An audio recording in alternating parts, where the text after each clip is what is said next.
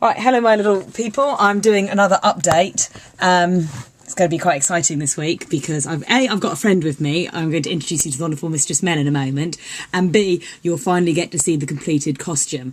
But what's awesome about having a fellow female geek round for this weekend is someone who shares my opinions and sense of fashion and lifestyle, and who was also a bit hurt by what Gokwan said about being a female fangirl and what doing cosplay is. I mean, we all know my attitude. I have basically taken this kind of negative vibe about being a female geek and started being more into designing my own fashions inspired by my fandom. I'm looking forward to fully showing off the completed shoujo manga cosplay, but in the meantime I'm going to hand you over to my very good friend Mistress Mel, and she is going to give you a little bit of insight onto the real me, the geek world, and how that episode and being a geek affected her. So I'll let her speak. Bye guys. Hi guys, I'm Mistress Melu. Right, how I met Zoe was at an anime convention, and how we've become such good friends is because we had that mutual interest.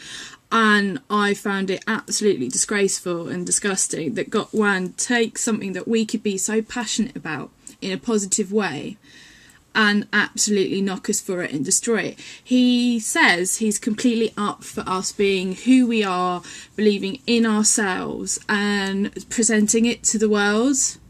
But at the same time, he's turned around and he absolutely just destroyed Zoe and who she is and how I know her and how I love her.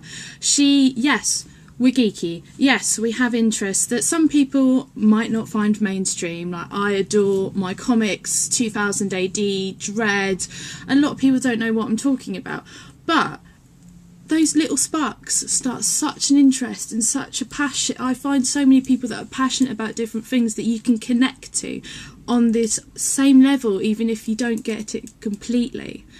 And I just found it so disgraceful. And I found his advice to Zoe horribly contradictive, because he turns around and he was like, I don't like you wearing the jewellery you wear and the makeup you wear. But later in the same episode, he had her in very similar makeup, just it was acceptable because it was his style.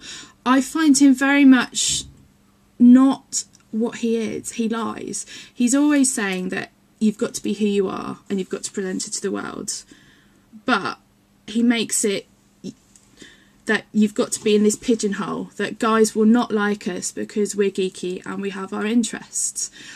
Screw that, mate. I've met so many people, so many guys, so many girls. I've got so many good friends through mutual interests. I go to conventions for shows like Supernatural, and I have the closest friends from that because of this interest.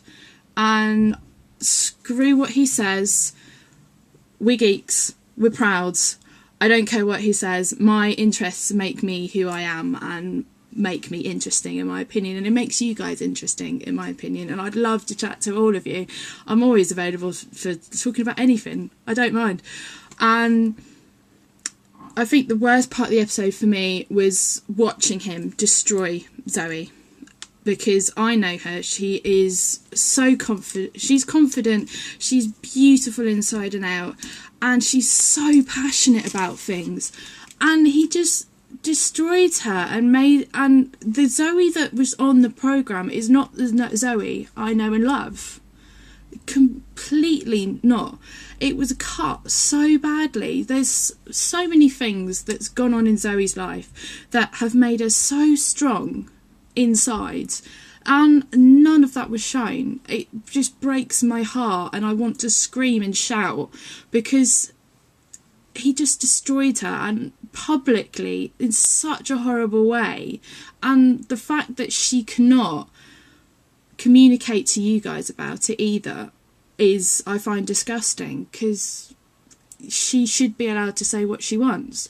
Yes, it might not be positive for the show, but this show was not positive for Zoe, so how can it be fair that she's not getting the same treatment from them? I might just believe in a world where everyone can be fair and everyone can sort of say their bit without being horribly negative, like ripping into someone I don't agree with. But, when you've got constructive criticism, you should be allowed to say it. well, I suppose that's just me, really. A little bit about me. As I said, I'm a huge geek. I love Supernatural. I love Doctor Who, everything like that. I'm big on my bands as well. I've met some amazing people from all over the world through my interests. And I find it very hard to have someone publicly attack me like that because of my interests, saying that because I'm passionate about things, about my music that I'm into, about my television and my comics that I'm into, that makes me wrong, that is my defect as a human being. How dare you, Gokwan? Just because I'm passionate about comics, movies, TV, music, anything like that, doesn't mean there's a problem with me at all. And if you do, come say it to my face, Gok. I'd happily talk to you about it anytime, any place. Please. I'm Mistress_Melu on Twitter. Please, bring it on. I'm also one of the few girls that is trying to set this hashtag up. Hashtag geeks against Gok. It's not that we're against him as a person. We're against his ideal of, unless you fit in the cookie cutter box, there's a problem with you. So if you're passionate about anything, your comics, costumes, please tweet the pictures, add the hashtag, get the movement out there, get the comment out there, just get out there that it is positive to be passionate and it is positive to be yourself, because it really is. There's nothing better than you being comfortable in who you are and projecting it to the world, because if you do that, you'll make so many friends. I've done it. I used to be really cripplingly shy, and I found it very hard to make friends. I've got so many now because of going to events and going to things and making costumes and talking about my interests online. And people will be out there. Yes, you do occasionally get the idiot that's negative. Screw him. I just laugh and just sort of don't let it affect me. But on that note, I want to introduce you guys to Zoe's finished manga dress. So I really hope you enjoy it. I'm going to show you it. I hope you're all ready. Da, da, da. My beautiful shoujo manga dress. Taken me ages to hand draw every single panel of this dress. I've used 3 mangas, Yami no Matsue, Angel Sanctuary and Revolutionary Girl Utena, all distributed in the UK by the label Shoujo Manga.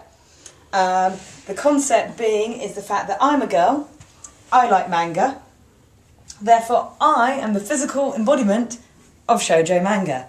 I am so very proud of this dress. It's been an absolute pleasure to design it. Just like, wow.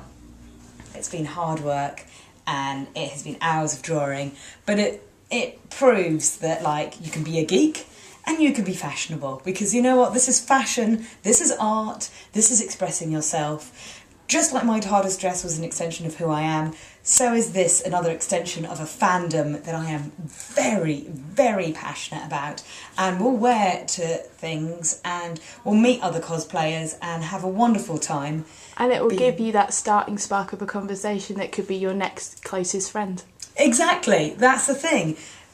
Cosplay brings people together and it's great conversation. I made a load of friends from the Supernatural scene because I dressed like the Impala and have like a rockabilly car dress. You know, it's these things that make us individual, and we should channel them and never lose sight of the fact that that's who we are. Especially since lately, Gok's last episode of Star Secrets, he said, "Come on girls, what's with all the tattoos? Calm down, don't you think it's better to be more natural?" My tattoos are sleeves. My one on my back goes all the way down. And it's an extension of who you are on the inside. What's Gok's? Yeah, exactly. I mean, it's fantastic. So, my dear people, this is Let Zoe Spoil You. As per always, you can follow me at Lone Dreamer Yowie on Twitter or the Let Zoe Spoil You Facebook group. I hope to maybe bump into some of you at A, MinamiCon, B, the London Super Comic Con. If not, there's some great events coming up in the next couple of months. Don't forget A10! Definitely, yes, I will be rocking the Supernatural Convention in May and Collectomania 19 in May. Till then, bye-bye. Red button.